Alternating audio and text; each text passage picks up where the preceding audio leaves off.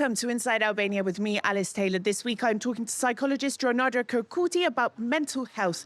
What are Albanians suffering from? Why? And why are we not talking about it? I've also managed to escape from the studio again to head to one of my favorite regions of Albania, Tropojës. This time I'm going to observe the chestnut harvest and to find out about the whole process from start to finish. Haide me mua. So on October the 10th, it was International Mental Health Day, which is a day designed to raise awareness around mental health and mental health issues and the people that experience these during their lifetimes. There still remains a lot of stigma on this topic, not just in Albania, but outside as well. I decided to speak to Jonada Kirkuti. She is an Albanian psychologist who had a great initiative in honor of this day, which I was proud to take part in as well. And she is all about breaking down stigma and helping people in need. And in actual fact, it's very much needed because on average, 1 in 4 people will experience at least one mental health issue in their lifetime. And it's also children. 1 in 10 children will suffer from a mental health condition. This could be something like depression or anxiety or trauma, stress, even conditions, ADHD, you know, there is a huge list of things. So I decided to speak to Jonada to find out more about her initiative and the problems that Albanians are facing. So Jonada, you're a psychologist. I want to know, how did you get into this career path? Thank you for the invitation, Alice. First of all, this is really a good space to talk about mental health in Albania.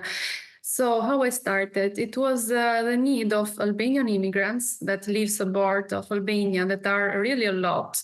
And this needs of in searching psychotherapy or professionals that give support, emotional support, or helping them in different concerns. So I thought to build this platform, Psycholog Online, so we can be near them or covering their need. And this is happening right now. We are in the 3rd year, and we are seeking a lot of requests from Albanians that live abroad. And this shows that it's really a big need that we have. But the point is that it's not that we are talking a lot in here or giving education about how works, how can help, and people are searching alone. First of all, to give first help to themselves. But when comes the moment that there is really the peak of the need, like to say. It's really a critical moment for them. In that moment, they start to say, okay, who can help me? And they find the psycholog in that moment to help. So you work predominantly with the diaspora. Why? Because, I mean, I always think that when it comes to the provision of mental health services, other countries are better equipped to meet those needs. The UK, Germany, you know, even the National Health Service offers more. I know there's a shortage of psychiatrists in Albania, for example. So why is it that you're offering sort of services more to the diaspora rather than people in Albania? Is the lack of languages, first of all. They need to talk in their language to express better themselves, better their needs, that they find it difficult to be understood by psychologists that are out in different countries. And the first thing that they say is actually this, that I need to talk in my language. I feel better to talk in my language. That's why it's becoming more and more useful finding psychologists online and working with them in this way. So yeah, maybe it's better way. I mean, I can find professionals there, but this aspect is really even important in therapy to express and even to be understood in different way of expression. So as I mentioned, October the 10th was International Mental Health Day. How did you mark this? You had quite an interesting initiative. No, started just like one day I was thinking, but what I can do for mental health awareness to be even more powerful than it is right now. And I was thinking, okay, our voices like psychologists is not that can arrive to different persons. That can be really big. I mean, in the sense of measures of people that can help, can be in different areas of Albania or different areas of globally. And I was thinking, okay, maybe we can invite different figures, public figures here in Albania to talk and to share their experience or to share their messages that they can have for this day. And so we can make a bigger impact in different persons. Yes, it started just the experimental idea. So hopefully that this idea can work and even can be like a tradition year by year to be repeated. Now, I was quite open when I talked to you, when I did my video, and I'm wondering whether the other people that took part in the project or the public figures that you approached, were they all as open, or did some sort of say, oh, you know, I'm not really comfortable talking about mental health. This is not a topic I want to talk about publicly? Most of them accepted to be part, but yes, was even person that didn't say, actually, I am not, I don't feel comfortable sharing my stories, my experience, but this day only I cannot be part. So we were okay, it's okay. But of course, I was expecting it. But yes, I appreciate a lot that you share your experience. It was really great that people find it more. They hear something personal, and they can be like, okay, there are people that feels like me, and you connect better with those persons. So why are Albanians so shy to talk about mental health? Like, why is this an issue? Why is there stigma? I mean, it is a problem everywhere. Like in the UK, in other countries I've lived in, there is stigma around mental health. But I see here that this stigma is bigger, is stronger. There is more shame, and people absolutely don't talk about it at all. Why is it?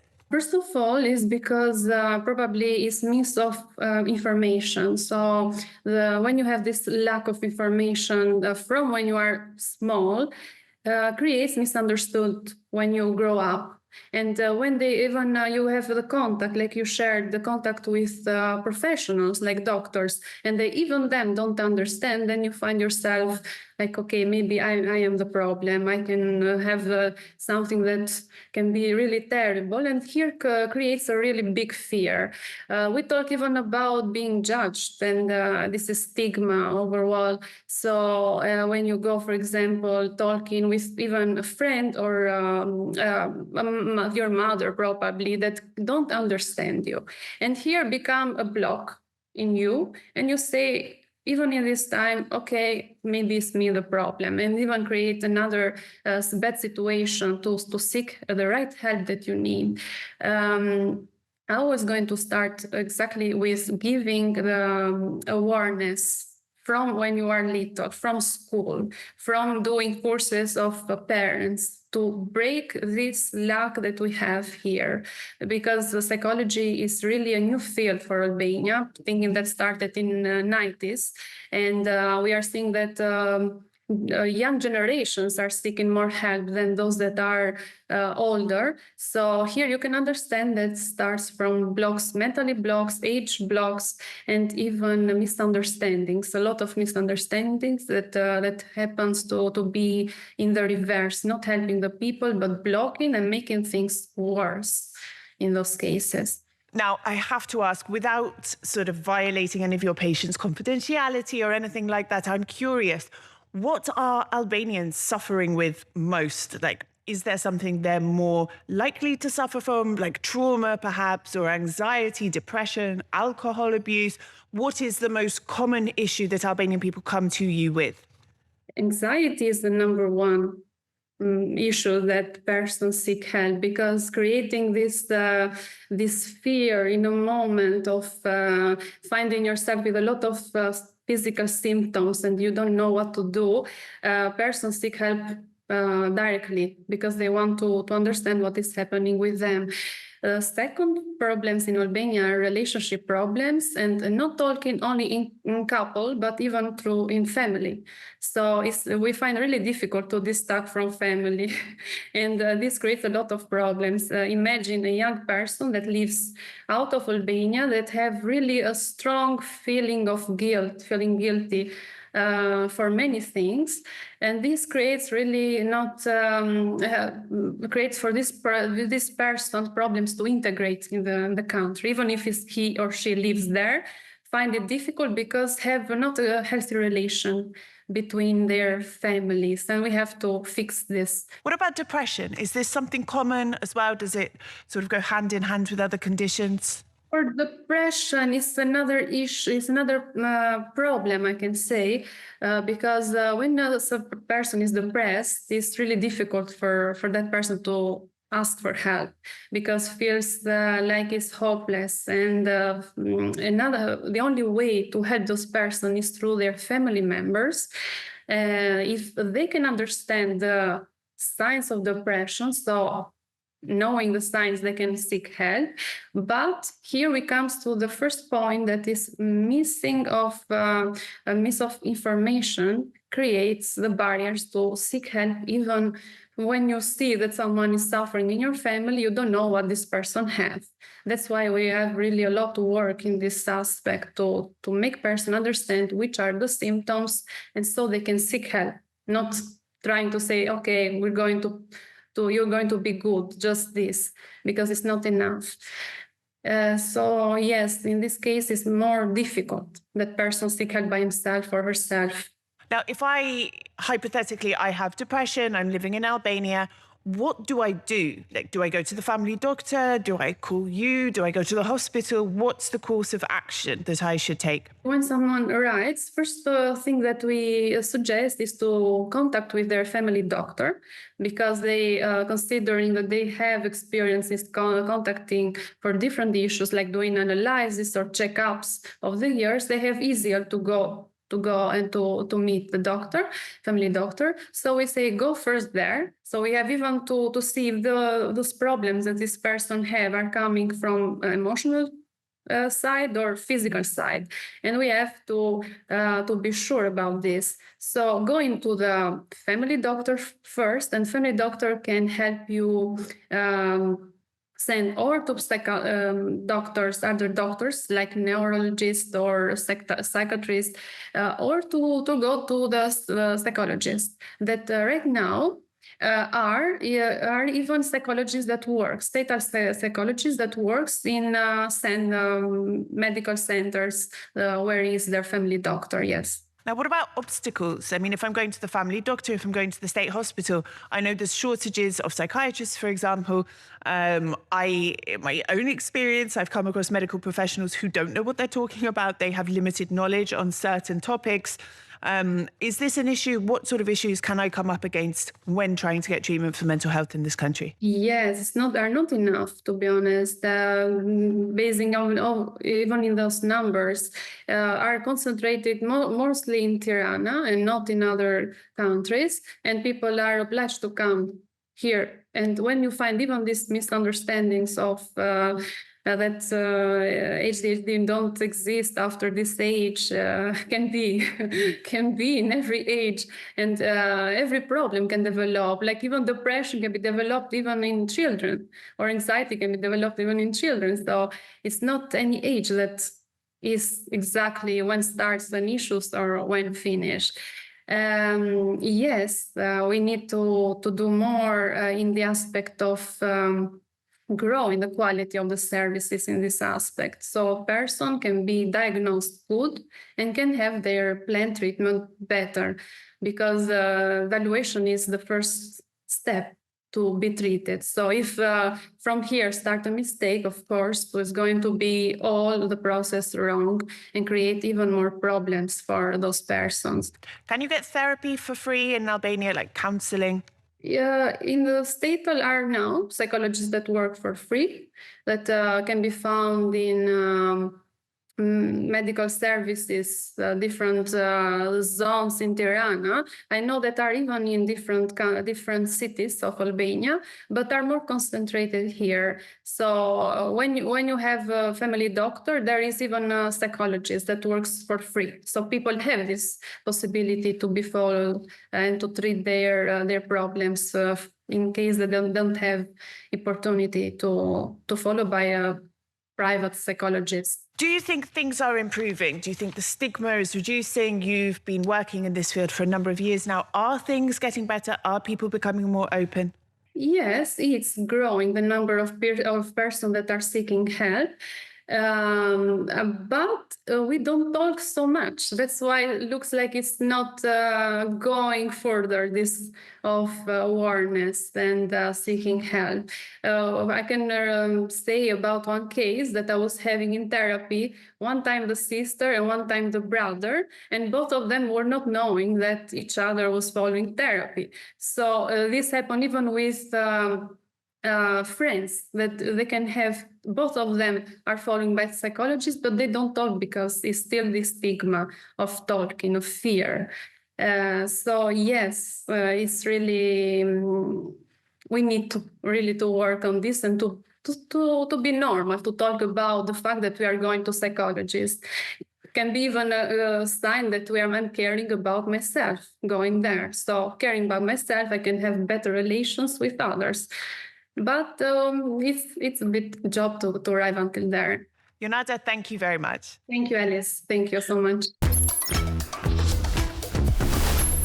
Now, you know me, any excuse to get out of the studio and go and have an adventure somewhere in Albania, I am there. It was just a couple of months ago that I visited Tropojës and Bayramsuri in the far, far, far north of the country. And when I was there, I learnt a little bit about the chestnut trade. Tropojës is a centre for chestnuts, and the chestnuts that are harvested there are used locally to make flour, to be eaten, to be roasted, but also they're exported and they are used in premium tobaccos and chocolates in Europe. The harvest takes place every year in the middle of October, and I was super excited to get an invitation to go there, see how they harvest the chestnuts, eat lots of them as well, and learn about the whole process. Let's have a look.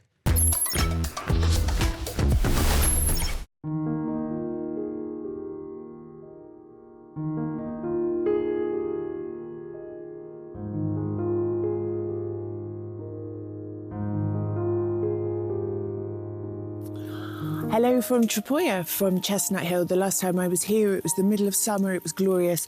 Today, it's raining. There is mist covering the entire valley. You cannot see a thing. The air is thick with moisture. I'm not sure if it's even rain or just the fact we're so high up in the clouds here. I've come to see the chestnut harvest. This area is very well known for its chestnut production that used to produce around 5,000 tonnes of chestnuts every year. These chestnuts are used locally to make chestnut flour. They're sold in markets in Tirana and the rest of the country. They're also exported to countries like Italy, where they're used to make chocolate and even very high-end cigarettes and tobacco. But there is a problem. So this year, I've been told that only about 20–30% of the potential crop is harvestable because there is a problem. There is an invasive bug, a gall wasp, it's called, which is infecting the trees and preventing them from bearing fruit, from producing chestnuts. This is a big problem, but I've also heard that there is a solution.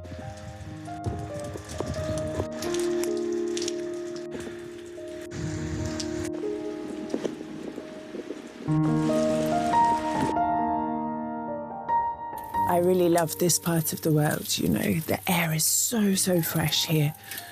The nature is beautiful. I mean, it's quiet. There's no traffic. There's no sirens. There's no obnoxious music blaring from coffee shops. It's just, as my partner described, a complete hidden gem. But that hidden aspect of it does cause some problems, which we'll be finding out about a bit more later. So these are some Tropojën chestnuts. They come in various different sizes, from very big to sort of smaller. Depending on the size, they're used for different things. So the larger ones may be exported to markets where they have a demand for whole chestnuts. They're used for like roasting or sold as a whole product, whereas the much smaller ones, or the oddly shaped ones perhaps, would be used for flour or for chocolate or for cigarettes. So this is what they do, and there are a few people locally who have machines to sort them, but otherwise people do it in their homes. They sort them sort of manually.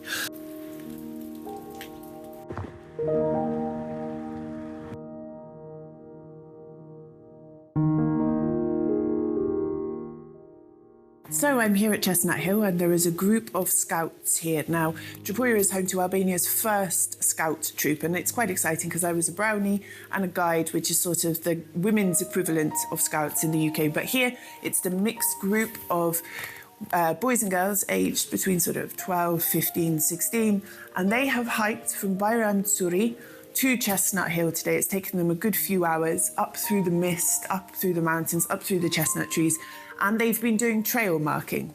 So they've been marking trees with bio-friendly paint to mark a path from the city up here, and they're going to choose a name for it as well, and it's been a really nice experience for them. I'm going to chat to them now and find out a bit more about what they think.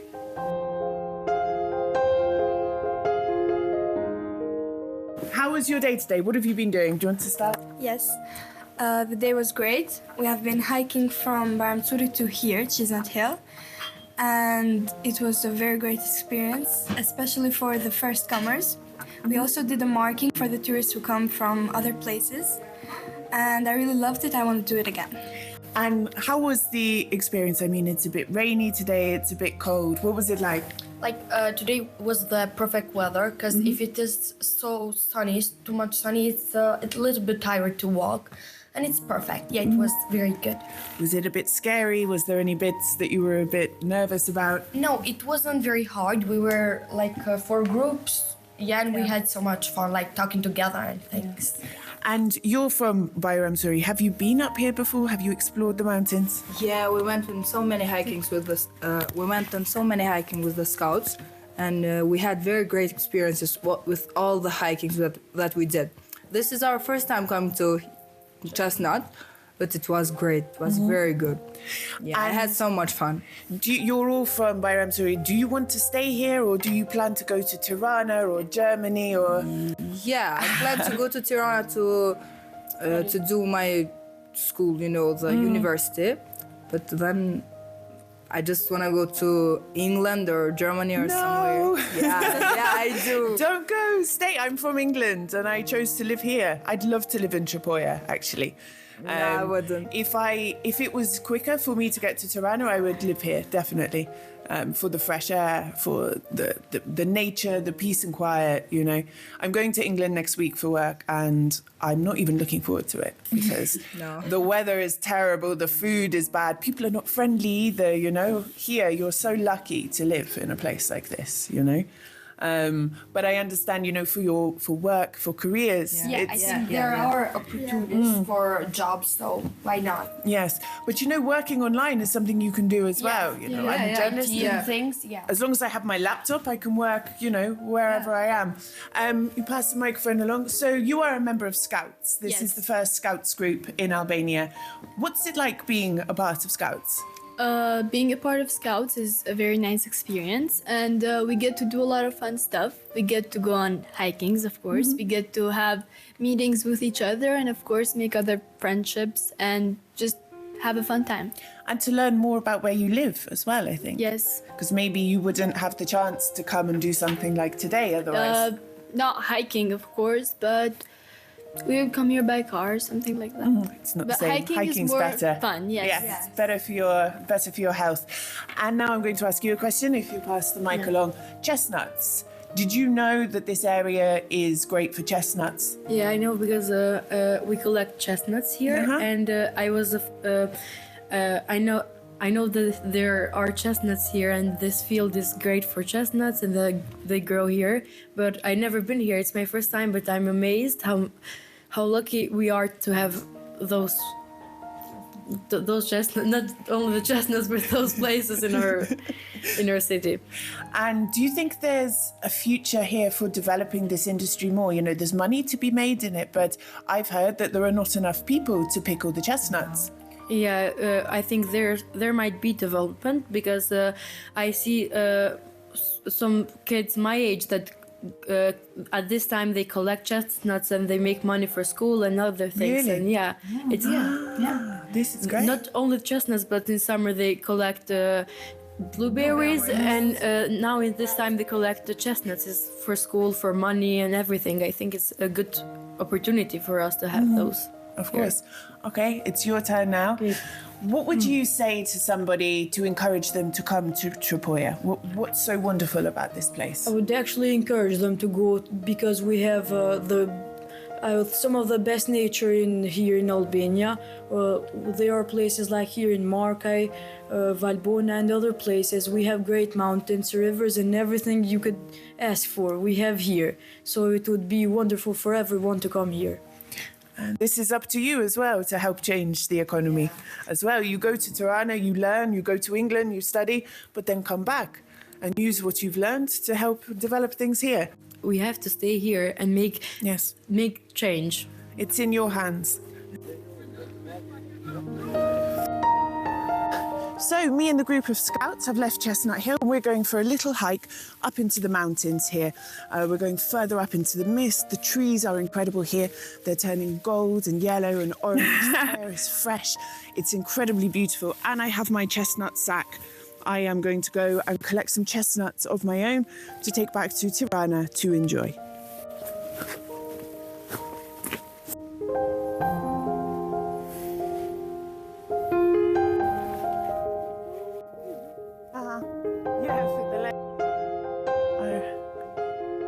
And so I was told yesterday about the minerals that there are in these mountains.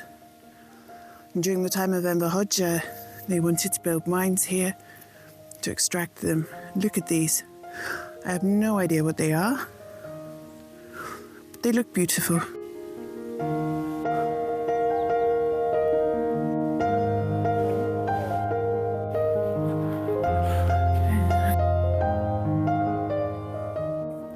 We're currently a bit lost. We're looking for the group of scouts and the guide and everybody else, but we're lost. But honestly, there's definitely worse places to be lost than here. Look around. We're not lost anymore. Did we miss the chestnuts or did you leave some for us? A little, thank you. This area is stunning, you know, these huge craggy mountains veined with purple, green, silver, mineral rocks. And then you have these vast plains among it all. This is sort of hidden between all the peaks. You have these incredible chestnut trees everywhere. They're huge, they must be centuries old. They're taller than the telegraph poles. And look here, they're taller. And they're starting to turn. There's these golden, red, burgundy ferns everywhere. And the chestnuts just fall from trees and people can pick them. You wouldn't know about this place. That's how it is. Away in the folds of northern Albania. It's amazing.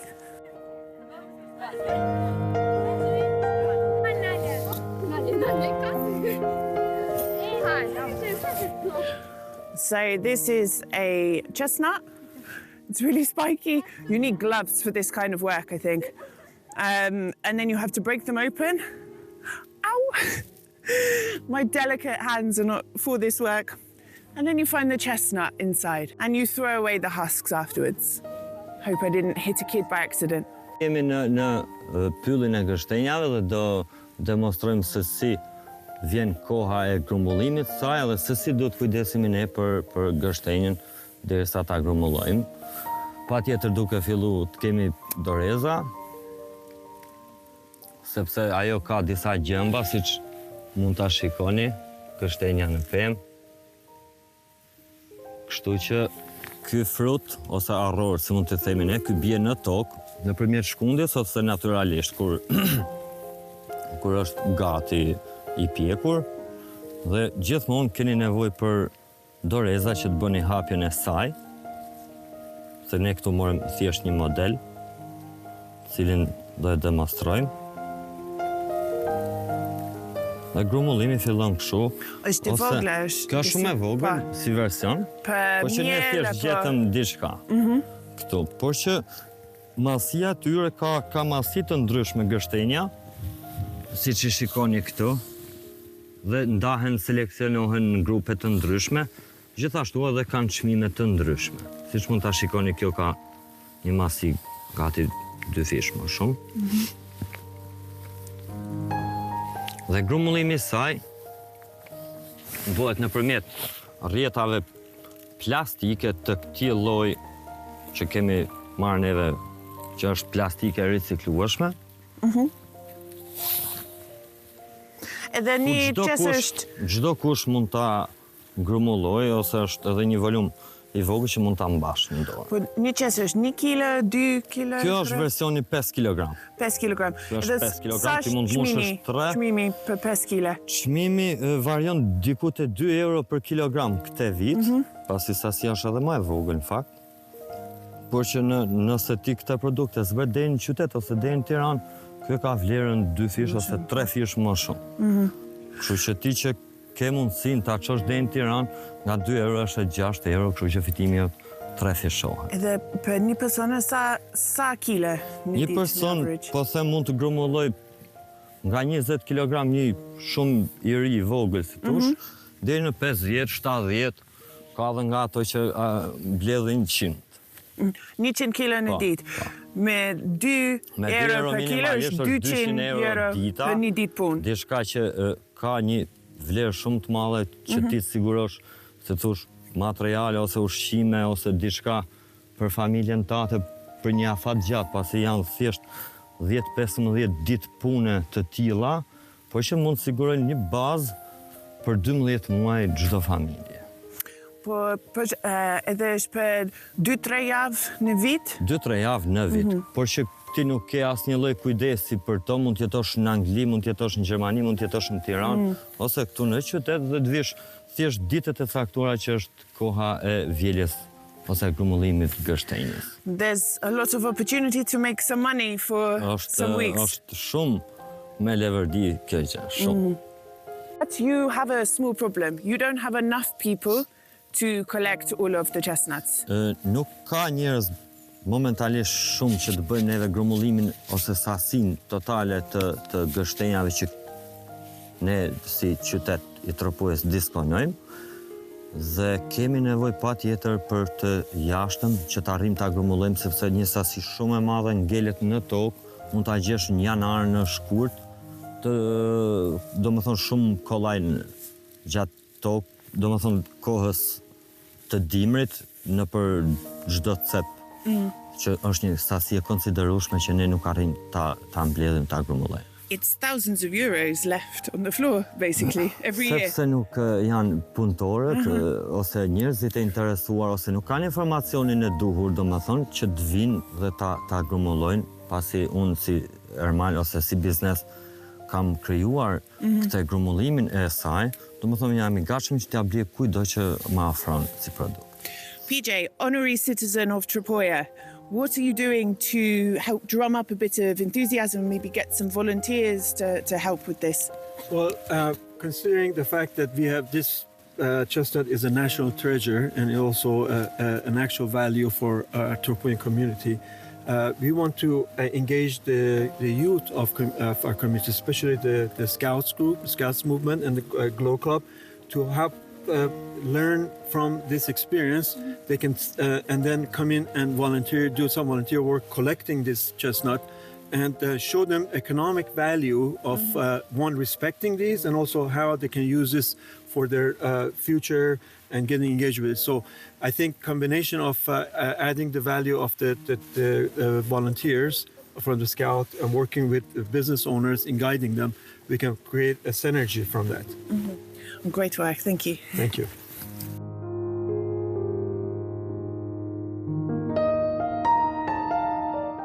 What does it mean when they're closed?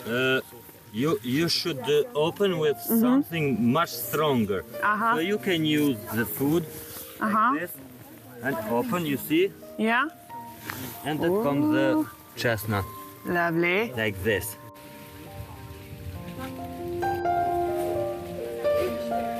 So this year they had a little bit of some viruses that got into them. Yes. So last year they didn't have, or this year actually, they didn't have a very good harvest. This year I think there is because of sickness. I think there is like 20 till 25% of chestnuts on the tree. Wow. Because they get sick and we need help from government and from Europe and from Everywhere. USA also to help us to create laboratories and to fight the sickness of chestnut. Because there is a big amount of cash every year we lose now. Yes. But this 20%, I think there is millions of euros now here and nobody... Millions of euros. They're not harvesting it. Yes. Yeah. Also, not only just the chestnut itself, also it's affected the chestnut honey. that they Yes. make from Yeah. that. So that's also affected by... It's well, this year we had really low amount of... It's an aphrodisiac, apparently, in Italy. I read this. Yes. yes, they are.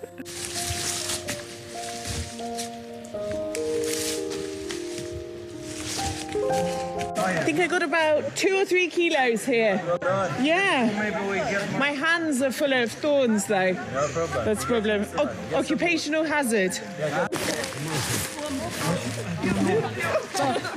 So we've finished chestnut harvesting for the day. It's quite hard work because you're bending down, you're picking them up, you're stamping on them to open them. But it's not difficult, you know, and it's immensely satisfying. It's kind of therapeutic because you're outside in this wonderful nature, and the act of finding a chestnut, opening it, seeing what's inside, finding a big one, it's actually really satisfying.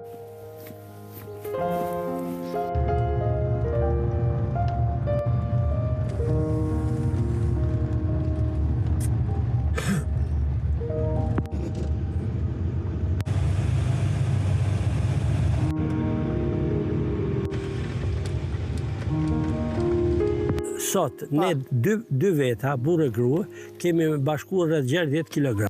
Just did. Deri Sa është çmimi? Çmimi është 150 lekë treja.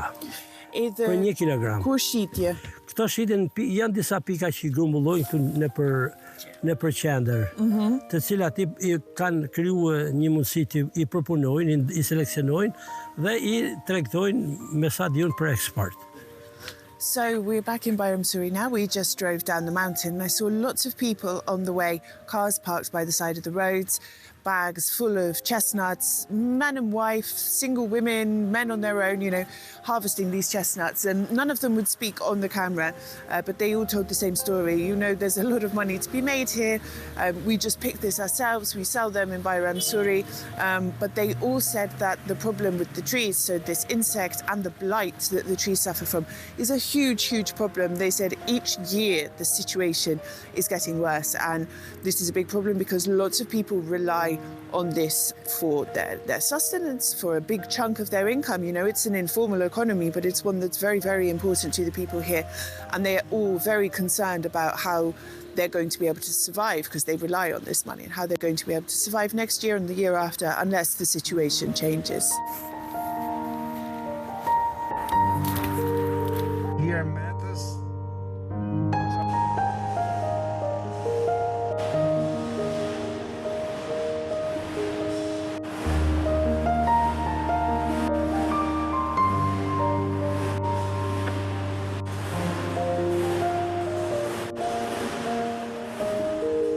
So I'm here in one of the sorting centres in Bayram Turi in the village of Doyan.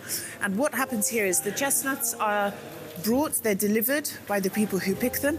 They're then put into the machine here. And each of these turbines has different shaped holes, different sized holes in. And they spin. And the chestnuts, depending on the size, fall through the holes. And they are then separated into different sizes.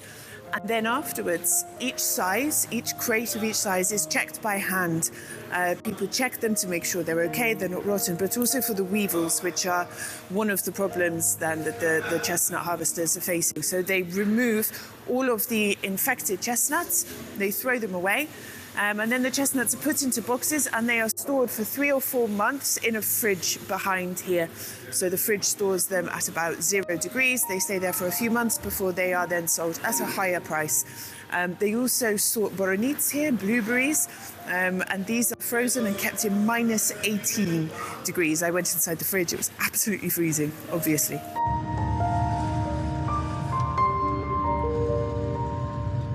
Tu ndodhemi në kurorën e gështenjave tek Çesnutilli, sipër masivit të gështenjave, i cili është masivi më i madh në Ballkan. Tropoja quhet për zhvillimin e kësaj kulture, e cila është një kulturë e shenjtë, sepse sipas legjendave mendohet që klerikët i kanë sjell gështenjat si frut të bekur prej Zotit për të mirën e njerëzimit. Për fat të keq, këto vite prodhimi ka pësu një rënje goxha të madhe për shkak se është shfaq një smundje të gështenja dhe Ministria e Bujqësisë Shtetit Shqiptar po përpiqet ta mbuloj, ta mbyt këtë lloj infeksioni. Kanë hedhur një insekt për të luftuar sëmundjen, por ka dhe një dobësi e cila shteti, qeverisja vendore duhet të bëjnë të pamundurën që ta drejtojnë procesin e mirëmbajtjes së gështenjes. Pastrimin e pyllit, krasitjen, shëmfishimin e insekteve të dobishme. Po tregoj një diçka, në të kaluarën para viteve 90, ndërmarrja bujqësore e cila kishte sipërmarrje për të kujdesur për pyllin e gështenjave, i krynte të gjitha shërbimet. Krasitjen, ngrumullimin e mbeturinave, dhe ajo ishte tamam si një kopsht me lule, kujtojnë fjalës. Këto vitet e tranzicionit nuk janë realizuar proceset e tilla, por duhet ndërhyrja e shtetit, ndërhyrja e qeverisjes vendore, që të merren gjitha masat e duhura që për këtë pasuri të madhe të Tropojës dhe pa frikë them që është edhe pasuri kombëtare, të rritet kujdesi me qëllimin e mirë që të rritet prodhimi, të rriten të ardhurat për banorët, e ndërkohë të mendohet edhe për zhvillimin e industrisë përpunuese.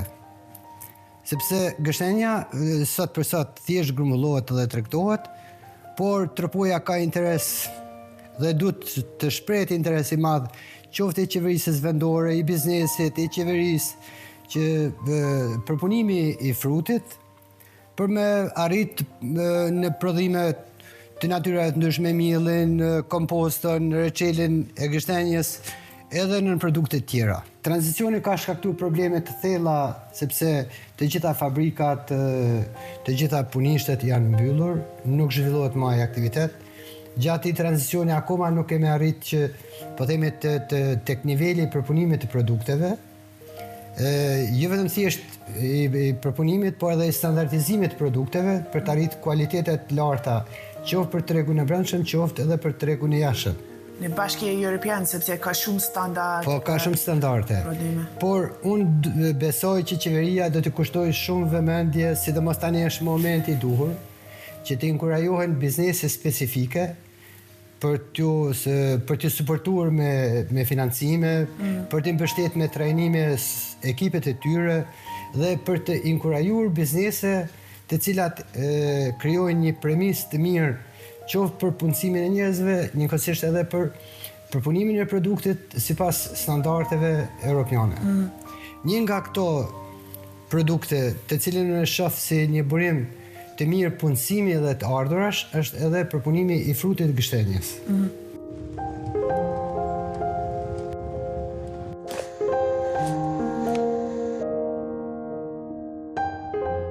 This area is called Markaj, and here we have established a first demonstration plot. We have two demonstration plots, one in Baramturi and one in Lake Bibaj. And what's the purpose of it? You say demonstration plot. What is it to demonstrate and to who? This demonstration plot is to demonstrate silviculture activities to farmers, to forest specialists of the municipality and other stakeholders, and to see how this activity could support the increase of the production and make plants more healthy.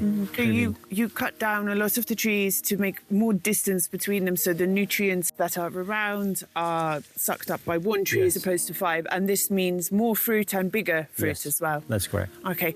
I'm seeing a lot of chopped branches here. Like some of these, they look a bit dead almost, but then you have healthier branches above. Can you explain what's happened here? Most of them are because of the chestnut blight, which is a cancer of the chestnut. And in order to make, let's say, this site full, let's say, in terms of technical elements of the intervention, we have also to cut all the branches, and in some years the canopy of the tree will come a bit lower, in order also for farmers to have, let's say, less, let's say, work need to harvest. I think most of the trees in this territory are affected by the chestnut blight, but nature created also the antidote for the blight. So it's a problem, but it's not a huge problem. There is a natural remedy. It's survival of the fittest. It's not a huge problem. But then when it's combined with the other problem we have, which is the gall wasps, then it becomes a bigger problem. Yes. In the past 4 or 5 years, this is the biggest issue that chestnut is facing. Gall wasp, it's reducing the leaf part of the trees, and it reduces the possibility of the trees to, let's say, produce fruits, to produce flowers and fruits. We are trying with the FAO support to produce the beneficiary insect, which is a methodology that is already tested in European countries and other countries. And this year we have started to release some insects, beneficiary insects in Tropojës. And we will continue, but this is the work that should go up to 10 years. It needs longer. The gall wasp is laying its eggs in the shoots of the leaves and not in the fruit. Nature has created, let's say, this magic. I can say that at the time that gall wasp is increasing and the beneficiary insect is increasing, at a certain moment the beneficiary insect will increase and reduce the population of the gall wasp, and at the end both will disappear. It's one of the best cases in nature that it does not affect other, let's say, species, only this one. Can we go see them? Yes. Okay. Yeah, we are here at the lab that we have established part of the FAO project. We also have been supported by a UK project, New Perspectives, and this initiative is part of a global FAO initiative called One Country, One Product initiative, and Albania have selected chestnut. And considering the issue with the chestnut gall wasp, we have, together with the Ministry of Agriculture and the local municipality, we are, let's say, supporting the production of the beneficiary insects using this facility. And we will see inside how this work is managed. We have one expert from FAO, we have 2 experts from municipality, and 1 person from the Ministry of Agriculture working during the season where is the production of the insect.